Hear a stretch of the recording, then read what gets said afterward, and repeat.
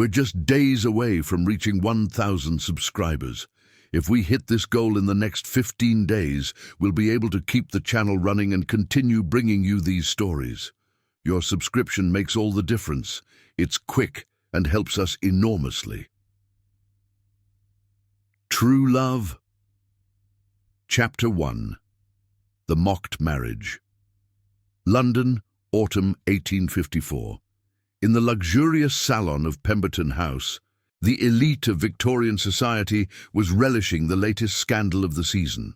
Lady Catherine Whitmore, one of England's most coveted heiresses, had just married a man without fortune or title, a simple librarian named James Ashford, who worked at the British Museum.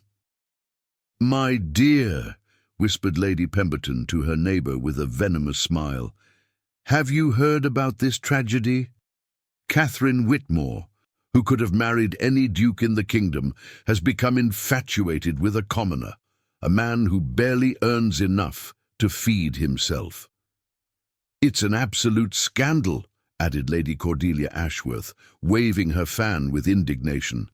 "This poor child has lost her mind. Marrying a man who doesn't even own land. What will she say when she has to live in some miserable hovel?" "Deal!" Cruel laughter erupted in the salon, fueled by the jealousy and class contempt that characterized London high society. Catherine Whitmore had been one of London's most sought-after young women, beautiful, intelligent, and heiress to a considerable fortune. Everyone expected her to marry a peer of the realm, thus consolidating her social position and increasing her patrimony. Instead, she had chosen love. A few streets away, in a modest cottage in Bloomsbury, Catherine herself was hearing echoes of these mockeries through her cousin Eugénie, who was visiting her for the first time since the wedding. "Catherine, my dear," said Eugénie in a falsely compassionate tone, "you know I love you like a sister, but I must tell you that all London society is talking about your choice. They say you've lost your mind." Catherine, sitting by the window of their small parlour, so different from the majestic rooms of the family mansion she had left, looked at her cousin with a calm that masked her inner pain. "And what exactly does all London society say, Eugénie?" "Well," Eugénie hesitated, then continued with that particular cruelty of people who pretend to be doing you a favour. "Lady Pemberton said you had ruined your life for a romantic whim. Lord Ashworth claims your husband obviously married you for your fortune, and your own aunt, Lady Margaret, refuses even to speak your husband's name." Catherine felt her heart tighten, but she kept her head high. "And what do you think, Eugénie?" "I think," said Eugénie, casting a critical glance around the modestly furnished cottage, "that love doesn't put food on the table. How can you be happy here, you who grew up in a palace?" "Because I live with a man who loves me for who I am, not for what I possess," Catherine replied firmly. At that moment the front door opened, and James Ashford appeared, returning from his day's work at the museum. At 28, he was tall and lean, with chestnut hair and hazel eyes that shone with intelligence. His clothes, though impeccably maintained, clearly showed they hadn't been tailored on Savile Row. "My darling," he said, kissing Catherine on the forehead, deliberately ignoring Eugénie's disapproving gaze. "How was your day?" "Better now that you're here," Catherine replied with a sincere smile. Eugénie coughed embarrassedly. "Mr. Ashford, I don't think we've been properly introduced." "Indeed," said James with irreproachable politeness. "James Ashford, head librarian of medieval manuscripts at the British Museum. You must be Miss Whitmore, Catherine's cousin." "Lady Eugénie Hartwell," Eugénie corrected haughtily, emphasizing her own noble title. "Forgive me, Lady Eugénie," said James without appearing the least bit intimidated. "I hope you've had a pleasant time with my wife." "Quite," Eugénie lied. "We were just discussing Catherine's adaptation to her new life." James cast a sharp glance at Eugénie, then at Catherine, whose tense expression didn't escape him.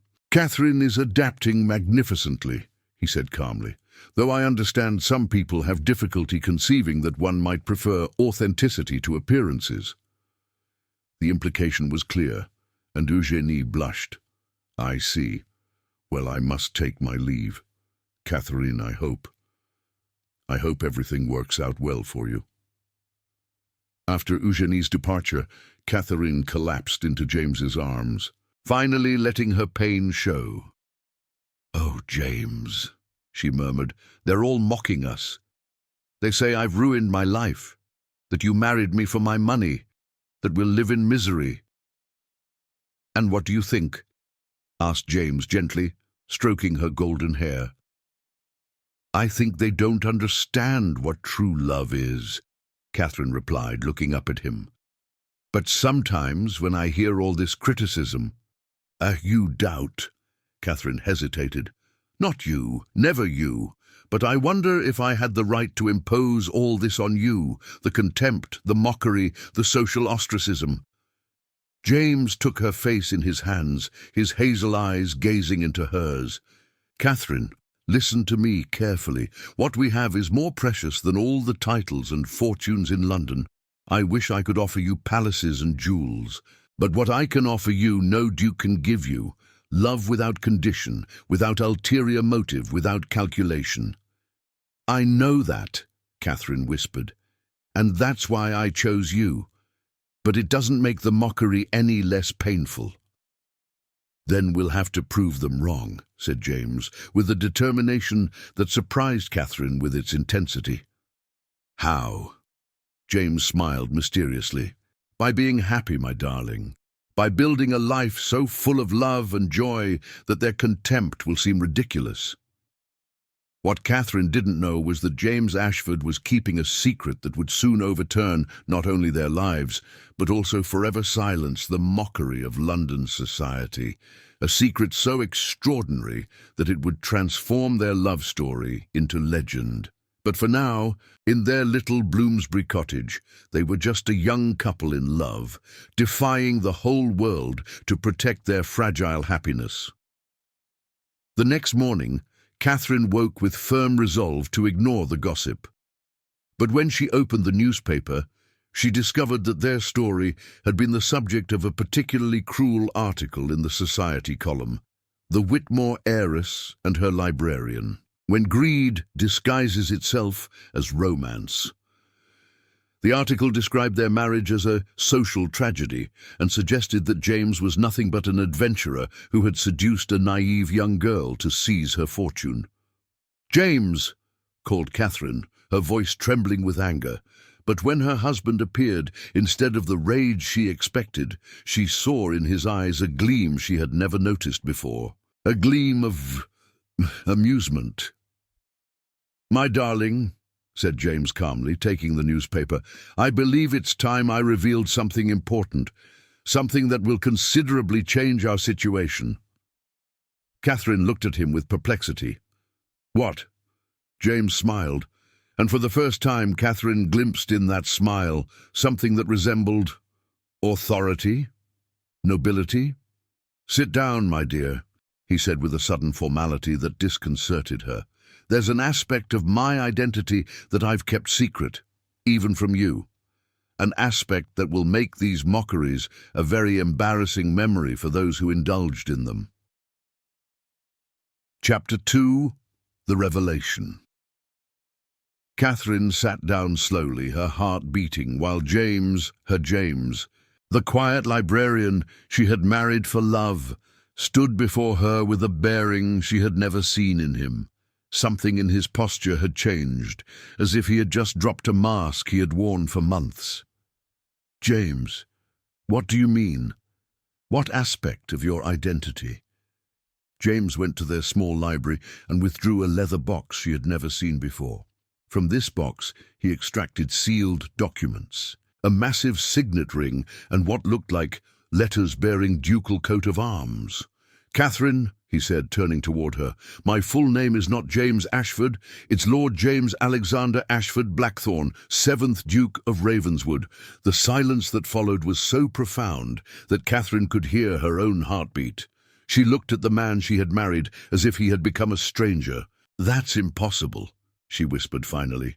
"You're a librarian. We live in a cottage. You have no fortune." "I chose to live this way," explained James, or rather the Duke of Ravenswood, kneeling before her. "Let me explain why." He took her hands in his, and Catherine noticed for the first time the ducal signet ring he had slipped onto his finger. "When I inherited the title at age 22 after my father's death, I also inherited a colossal fortune and crushing responsibilities. But I also discovered something heartbreaking. No one really saw me anymore, James. They only saw the Duke, the fortune, the power."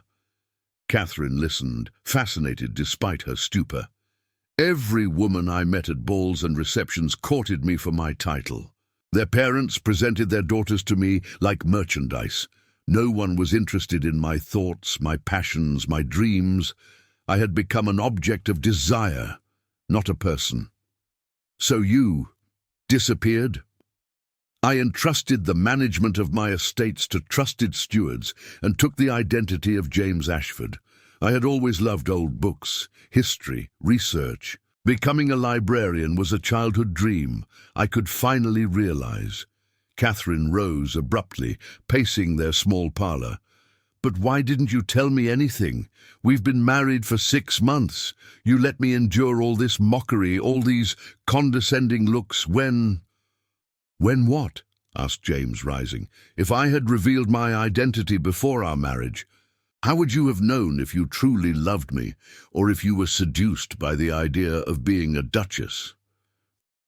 Catherine stopped short, struck by the truth of these words. "Catherine," continued James, approaching her, "when I met you at that lecture on illuminated manuscripts, you were the first woman who looked at me with eyes bright with intelligence, who asked me questions about my work, who laughed at my jokes because they were truly funny, not because you wanted to flatter me." "I remember," murmured Catherine. "You were explaining the evolution of medieval calligraphy, and I was fascinated by your passion." "Exactly. You fell in love with James the librarian, not the Duke of Ravenswood. You defied your family, abandoned your social position, accepted living modestly. For love. For true love." Catherine sank into an armchair, her mind reeling. "But now that I know, what does this change?" James knelt again before her, taking her hands in his. "It changes everything and nothing at the same time. Our love remains the same. But now, my dear, we can forever silence those who mocked us. And more importantly, we can use my position to do good." He rose and went to the window, looking at the modest street where they had lived so happily. "These 6 months with you have been the truest, most authentic of my life, but I confess that seeing how they treat you, the mockery, the contempt, it breaks my heart. You deserve better than that." "I deserve the truth," said Catherine firmly. "Show me who you really are." James smiled and went to their bedroom. He returned a few minutes later, transformed. He now wore a perfectly cut evening suit. His hair was styled differently, and above all, he emanated that natural authority of men born to command. Catherine looked at him, mouth agape.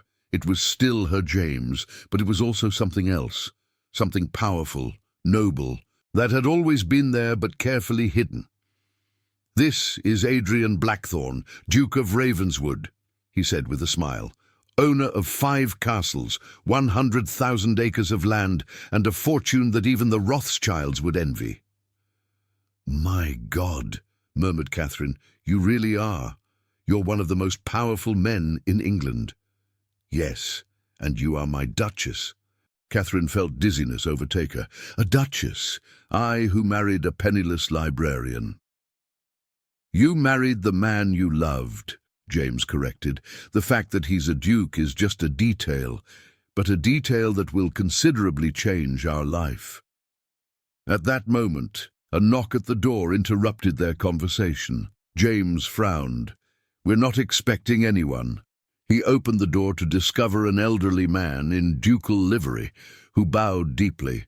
"Your Grace," said the man, Forgive me for disturbing you, but there has been a fire in the stables of Ravenswood Castle. Mr. Patterson sends me to inform you that he needs your urgent instructions." Catherine saw James transform instantly. The librarian completely disappeared, replaced by an aristocrat with natural command. "Wilson, what are you doing here? I told you to contact me only in case of absolute emergency." "This is the case, Your Grace. 3 horses have perished and the damage is considerable." James turned toward Catherine, who was watching the scene with wide eyes. "My dear, I must—" "Go," said Catherine softly. "Take care of your responsibilities. We'll talk when you return." James hesitated, then took her face in his hands. "Catherine, I know this is enormous to absorb, but promise me one thing. Never doubt my love for you. Title or not, fortune or not, you are the only woman I have ever loved." "I promise," she whispered. "But James, when you return, we need to talk about what all this means for us." "Of course, my Duchess," he said with a tender smile. After their departure, Catherine remained alone in the cottage, trying to understand what had just happened. In the space of a few minutes, her life had shifted in unimaginable ways. She was a duchess, and all those people who had mocked her, who had treated her with condescension, who had said she had ruined her life. For the first time in months, Catherine Blackthorne, Duchess of Ravenswood, began to smile. A smile that presaged revelations that would soon shake all of London. For revenge, when it comes from true love triumphant, is sometimes the sweetest of justices. Chapter 3. Sweet Revenge. 3 days passed before James returned from Ravenswood Castle. 3 days during which Catherine had time to digest the stunning revelation and reflect on the implications of their new situation. When he crossed the threshold of their cottage, she was waiting for him in the parlour, a determined gleam in her eyes. "How are the horses?" she asked by way of greeting. "They'll recover," James replied, kissing her. "But Catherine, we need to talk. My prolonged absence will eventually attract attention, and now that you know the truth—" "I've been thinking," Catherine interrupted, "and I've made a decision." James sat across from her, attentive. "I want us to show them who we really are," she said firmly. "All those people who mocked us, who said I had ruined my life, who treated you like a common fortune hunter. I want them to know." "Catherine—" "No, let me finish," she continued with a passion that surprised James. "For 6 months I've endured their condescending smiles, their cruel remarks, their pitying looks. Not for me. I knew I had made the right choice in marrying you. But for you, because they couldn't see the extraordinary man I love." James took her hands in his. "My dear, I understand your anger, but revenge—" "It's not revenge," Catherine corrected. "It's justice. These people need to learn not to judge others on appearances, and we have the perfect opportunity to teach them." "What do you propose?" Catherine smiled, and James saw in that smile something that resembled a general's strategy, planning a battle. "Lady Pemberton is giving her annual ball next week, the biggest social event of the season. All London will be there. And we're going to make our entrance, not as James and Catherine Ashford, the librarian and his fallen wife, but as the Duke and Duchess of Ravenswood." James looked at her with admiration. "You want to give them the shock of their lives." "Exactly. Can you imagine their faces when they realize that the man they despised is one of England's most powerful dukes, that the woman they pitied married one of the kingdom's finest matches? And how do we explain our absence from society?" Catherine had obviously thought of everything. "We'll tell the truth, partially. That you wanted to live incognito to escape fortune hunters, that our marriage was secret to protect our love from social intrigues, that we're now revealing our identity because we can no longer bear to see our happiness questioned." James rose and began pacing, thinking, "You realize this will create the decade's greatest scandal? I'm counting on it." Catherine replied with satisfaction, "And our peaceful life, our intimacy, once London knows who we are." "Our life will change, certainly," Catherine acknowledged. "But James, we can't remain hidden forever. You have responsibilities, estates, people who depend on you, and I want to show the whole world how proud I am to be your wife." James stopped before her, looking at her with an intensity that took her breath away. "Are you sure? Once we've crossed this line, we can never go back." "I'm certain," said Catherine, rising to join him. "Besides, I've already sent a message to my cousin Eugénie." "What have you done?" asked James, both amused and worried. Catherine smiled innocently. "I asked if she could lend me a ball gown. I explained that we had received an invitation we couldn't decently refuse, and that my modest clothes weren't suitable." "And what did she reply?" "She's arriving this afternoon with a selection of dresses, and probably with all the latest rumors about us," Catherine added with anticipation. "Indeed, at exactly 3 o'clock, Eugénie made her appearance with a trunk full of dresses and a curious face. Catherine, my dear, what a surprise to receive your message. A society evening. But where?" "At Lady Pemberton's," Catherine replied innocently. Eugénie nearly dropped the dress she was holding. "The Pemberton ball. But Catherine, how could you have received an invitation? Lady Pemberton clearly said she no longer wanted to see—" "No longer wanted to see what?" asked James, entering the parlour. Eugénie blushed. "Oh, Mr. Ashford, I didn't think— That is to say—" "I think," said James with a mysterious smile, "that Lady Pemberton will indeed be very surprised to see us. But really," protested Eugénie, "you can't present yourselves at this ball. After everything that's been said, people will mock you." "Do you think so?" asked Catherine, exchanging a knowing glance with James. "We'll see." An hour later, after Eugénie had helped Catherine try on several dresses, she chose a blue silk creation that enhanced her eyes and figure. When she appeared thus dressed, even Eugénie had to acknowledge she was dazzling. "You're magnificent," James murmured. "A true duchess." "Duchess?" repeated Eugénie, perplexed. "What do you mean?" Catherine and James exchanged another glance. "Oh, nothing important," said Catherine casually. "Just a figure of speech." But Eugénie, who had known her cousin since childhood, sensed something unusual was happening. "Catherine, what are you hiding from me? You both have a different air, as if you're sharing a secret." "Let's just say," James intervened, "that Lady Pemberton's ball will be memorable." After Eugénie's departure, visibly frustrated at not having obtained more information, Catherine and James spent the evening refining their plan. "Are you sure Wilson can arrange our arrival?" asked Catherine. "My dear, Wilson has served my family for 40 years. He could arrange the Queen's arrival if necessary. The ducal carriage, the horses, the livery. Everything will be perfect." "And the jewels?" James smiled and brought out a black velvet case. Inside rested the ducal parures of Ravenswood, a tiara adorned with sapphires and diamonds, a matching necklace, earrings, and a brooch that had belonged to the Duchesses of Ravenswood for 3 centuries. "Oh my God," Catherine breathed, "they're magnificent." "They're yours," James said simply, "as they have always been since our marriage." Catherine looked at the jewels, then at her husband, and felt emotion overwhelm her.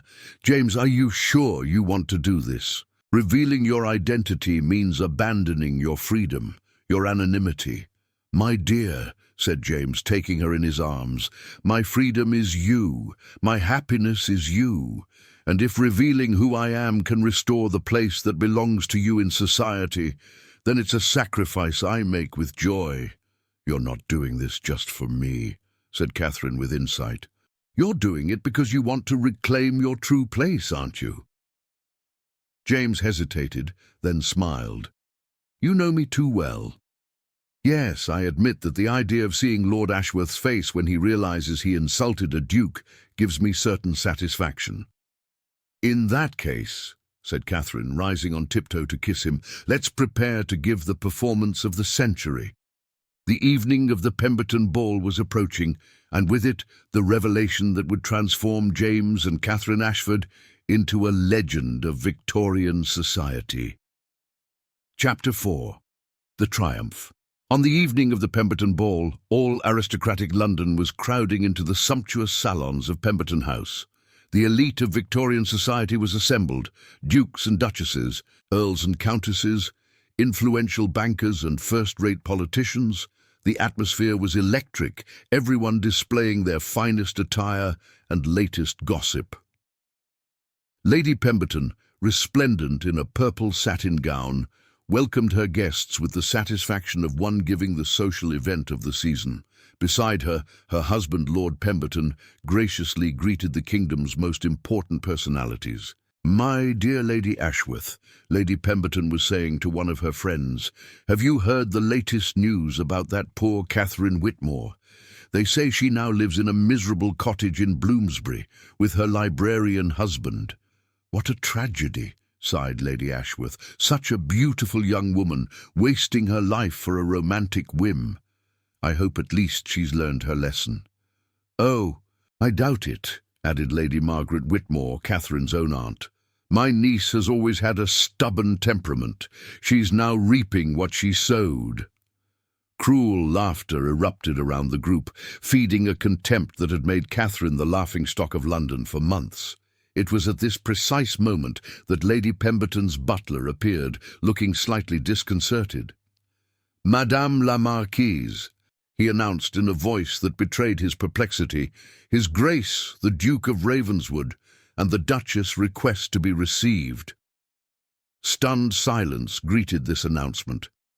The Duke of Ravenswood, one of England's most powerful and richest men, who hadn't appeared in society for years. "The Duke of Ravenswood," stammered Lady Pemberton, "but we didn't invite him." "How?" "He presents an invitation, madame," the butler insisted, "and he is accompanied by his Duchess." "His Duchess?" Lady Ashworth frowned. "But the Duke isn't married. There has never been a Duchess of Ravenswood." All conversations had stopped. Several hundred pairs of eyes fixed on the entrance to the Grand Salon, awaiting the appearance of these mysterious visitors. "Show them in," Lady Pemberton finally ordered, despite her confusion. What followed would remain engraved in the annals of London society. The salon doors opened wide, and the butler announced in a clear voice that carried throughout the space, "His Grace Adrian James Alexander Ashford Blackthorne, 7th Duke of Ravenswood, and Her Grace the Duchess of Ravenswood." A couple of striking elegants appeared in the doorframe. The man was tall and imposing, dressed in a perfectly cut evening suit, wearing ducal decorations with natural authority. On his arm, a woman of dazzling beauty, adorned with the Ravenswood family jewels, radiated grace and dignity. But what caused collective shock was the progressive recognition that painted itself on the assembly's faces. "My God," someone whispered. "But that's Catherine Whitmore," Lady Ashworth finished in a white voice. "And the man," began Lord Pemberton, scrutinizing the Duke's face. "James Ashford," Lady Margaret Whitmore finished, her features decomposing with shock. The silence that followed was so complete you could have heard a pin drop. Several hundred people stared fixedly at the couple advancing with princely assurance toward their stupefied hosts. Catherine, the Duchess of Ravenswood, was magnificent. The sapphire tiara sparkled in her golden hair, and her blue silk gown, adorned with gold embroidery, was of an elegance that eclipsed all other women present. But more than her beauty, it was her dignity that impressed. This woman who had been pitied and mocked now radiated authentic nobility. James, the Duke of Ravenswood, had metamorphosed. Gone was the modest librarian. This man naturally commanded respect, and his aristocratic bearing was evident to all.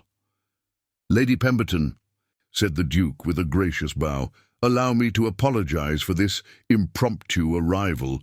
We have been absent from society for some time." Lady Pemberton, mouth agape, couldn't articulate a word. It was Lord Pemberton who recovered his senses first. "Your Grace," he stammered, "this is an immense honor. We didn't expect. That is, we didn't know." "That I was married," smiled the Duke. "Indeed, we preferred to keep our union secret for a few months. My Duchess and I wished to get to know each other away from social constraints." "Your Duchess," repeated Lady Pemberton, looking at Catherine as if seeing a ghost. "Lady Catherine Blackthorne," said the Duchess with a radiant smile, "formerly Miss Whitmore. I believe you know me." The shockwave spread throughout the assembly. Incredulous murmurs rose from all sides. Catherine Whitmore married the Duke of Ravenswood. The librarian was the Duke! My God, we were all wrong. Lady Margaret Whitmore pushed through the crowd, her face crimson with shame. "Catherine, my dear niece," she stammered, we didn't know. If we had known—" "If you had known what, my aunt?" asked Catherine with deceptive gentleness. "That my husband was a duke? Would that have changed anything about the love I bear him?" "Of course not, my dear. But we thought, we believed." "You believed I had married a man without fortune," Catherine finished. "And you were right. My husband chose to live modestly to escape fortune hunters. I married James Ashford, librarian, not the Duke of Ravenswood. The difference is important." The message was clear, and several people in the audience blushed with shame, remembering their mockery. Lord Ashworth, who had been particularly cruel in his comments, approached with an obsequious smile. "Your Grace, allow me to present my respects. If I had known—" "Lord Ashworth," the Duke interrupted in an icy voice, "I remember perfectly your comments about my wife and myself, something about an unscrupulous adventurer and a young woman who had lost her head, if my memory serves." Lord Ashworth turned livid. "Your Grace, I beg you to accept my most humble apologies. I didn't know. I would never have." "You would never have what?" "Insulted a duke. But insulting a simple librarian poses no problem for you?" The silence was deafening. Everyone understood the lesson. They had revealed their true nature by despising a man they believed to be of inferior condition. "Ladies and gentlemen," the Duchess Catherine then said in a clear voice that carried throughout the salon, "I would like to thank each of you for a precious lesson." All eyes turned toward her. "You taught me the difference between true love and interest. You showed me who my real friends were. And above all, you confirmed that I had made the right choice in marrying a man for his heart rather than his title." She turned toward James with a smile radiant with love. "My husband married me when he thought I was sacrificing my social position for him. I married him believing he was a librarian. We loved each other for what we really are, not for what we possess. This is true love." The applause began timidly, then swelled until it became thunderous approval. Even those who had been cruelest in their mockery could only admire the couple's dignity and wisdom. Later in the evening, as they danced under the admiring gazes of the entire assembly, Catherine murmured in James's ear, "Was this as satisfying as you hoped?" "More so," James replied, making her turn gracefully. "But the most satisfying thing, my beloved Duchess, is seeing how you radiate with happiness." "How could I not radiate? I married the most wonderful man in the world, and now all London finally knows it." The next day, every London newspaper reported the revelation of the year. the story of the Duke who had lived incognito to find true love, and the young woman who had loved him despite his apparent poverty, became legendary. And in their Ravenswood castle, where they settled a few weeks later, the Duke and Duchess lived happily, surrounded by the authentic love that had triumphed over all social prejudices. For sometimes the most beautiful love stories are those that begin with a secret and end with a revelation that changes everything. Epilogue: Triumphant Love. 5 years later, Ravenswood Castle had become one of England's happiest homes. The Duke and Duchess, parents of 2 adorable children, were known throughout the kingdom for their sincere love and philanthropy. Their story was told in salons as the perfect example of true love triumphing over social conventions. Young women drew inspiration from Catherine to choose their husbands according to their hearts rather than their fortunes, and young men admired James for having had the courage to reveal his true nature. As for those who had mocked them, they had learned a lesson in humility they would never forget, that one never judges people on appearances, and that true love is worth all the titles in the world. For Catherine and James had proven that when love is authentic, it always triumphs in the end, sometimes in spectacular fashion.